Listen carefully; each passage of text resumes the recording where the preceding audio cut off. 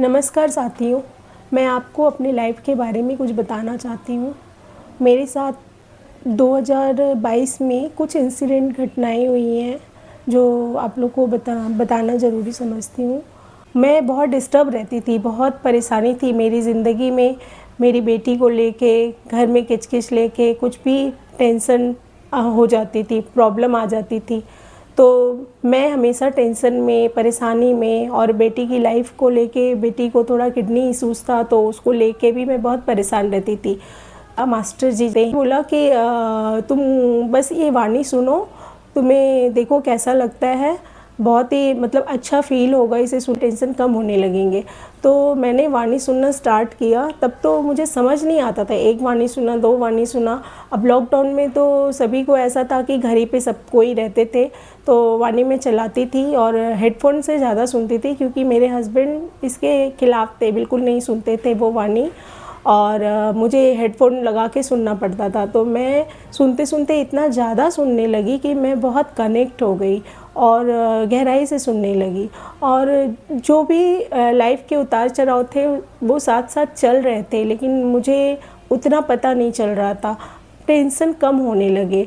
तो इससे लगा कि ज़रूर इस वाणी में ज़रूर कुछ तो है, कुछ तो बात है जो मुझे टेंशन नहीं लग रहा है। ऐसे होते होते हमारा फिर घर चेंज भी हो गया, हम शिफ्ट हो गए दूसरे जगह में। फिर वहाँ मेरी बेटी जो है वो यूएस चली गई।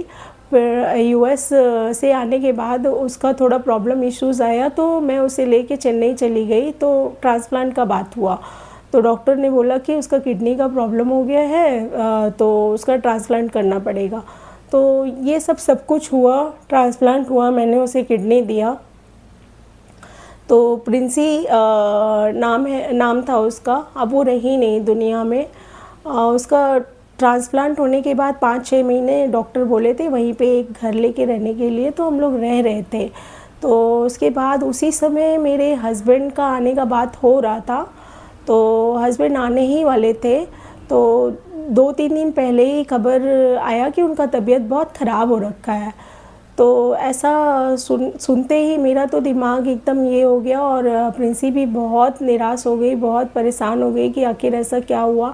मैंने उसे बोला, प्रिंसी तुम अभी ऑपरेशन हो रखा है तो तुम नहीं जाओ, मैं जाती हूँ, देख के आ जाऊँगी कि पापा का कैसा तबीयत है, क्या हुआ ऐसा। तो वो बोलने लगी, नहीं मम्मी मैं तो ज़रूर जाऊँगी, मैं पापा को क्या हुआ है मैं ज़रूर जाऊँगी।